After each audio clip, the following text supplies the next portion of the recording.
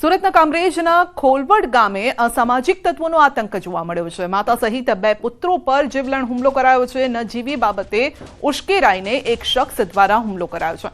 માતા અને બે પુત્રો પર લાકડાના બેટ વડે હુમલો કરાયો છે। હુમલો કરી રાહુલ નામનો શખ્સ ભાગી ગયો છે। યુવક ગંભીર રીતે ઘાયલ થયો અને કામરેજ પોલીસે સીસીટીવીના આધારે કામગીરી હાથ ધરી છે।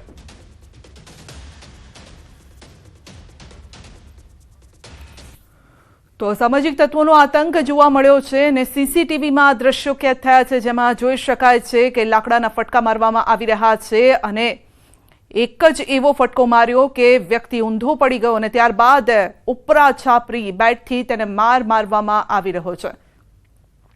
તો સવાલ એ છે કે પોલીસ એક મુહિમ પણ ચલાવી રહી છે કે આવારા જે તત્વો છે તેને પકડવામાં આવશે અને સરઘસ કાઢવામાં આવશે અને બરાબરની સર્વિસ પણ કરવામાં આવશે અને તેમ છતાં આવા લોકોમાં ડર નથી। વધુ અપડેટ મેળવીશું સંવાદદાતા કેતન પાસેથી। જી કેતન, જે સીસીટીવી સામે આવ્યા છે, ખતરનાક આ સીસીટીવી છે અને આવારા તત્વોને કોઈ ડર નથી કાયદાનો કે પોલીસનો?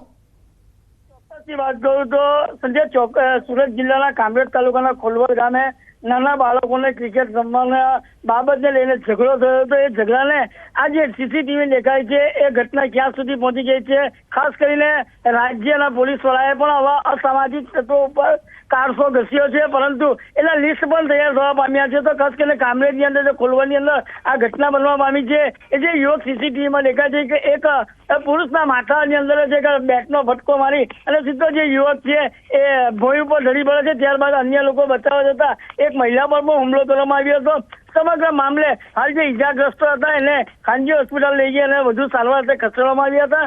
આ ઘટના 10 તારીખે બનવા પામી હતી, પણ સોશિયલ મીડિયાની અંદર વિડીયો ગઈકાલે વાયરલ થતા પોલીસ પણ એક્શનમાં આવી છે અને હાલ જે બેટની ફટકો મારનાર ઈસમ છે એને પકડવાના પોલીસે ચક્રો પણ ગતિમાન કર્યા છે। જી કેતન, પરંતુ હમણાં જ પોલીસે એ પ્રકારની એક મુહિમ પણ ચલાવી કે જે આવારા તત્વો છે, લુખ્ખા તત્વો છે તેઓનું લિસ્ટ બનાવવામાં આવશે। શું લિસ્ટ બનાવવાથી, સરઘસ કાઢવાથી આ પ્રકારની ઘટનાઓ અટકી જશે? ચોક્કસથી વાત કરું તો સુરત શહેર અને સુરત જિલ્લાની અંદર રોજના જ અનેક અવનવા કિસ્સા બનતા હોય છે। ચોરી, લૂંટ, ઢાળ, ખૂન, મર્ડરના ગુનોની અંદર પણ ઝડપાયેલા આરોપીના પોલીસો સરઘસ કાઢે છે, પરંતુ આરોપીમાં પોલીસ બાબતનો કોઈ પણ જાતનો ખોફ દેખાઈ આવેલ નથી। ખાસ કરીને જે આ સરઘસો કર્યા બાદ પણ આરોપીઓ વધુ બેફામ બનતા હોય તેવું ચોક્કસપણે આ પોલીસની કામગીરી ઉપર એક પણ અનેક સવાલો ઉઠી રહ્યા છે અને ખાસ કરીને આ જે ઈસમે જે ફટકો માર્યો છે એને પકડ્યા બાદ સરઘસ કાઢવાથી પ્રજાને શું ફાયદો, એ એક મોટો સવાલ ઉભો થયો છે। જી આપનો આભાર।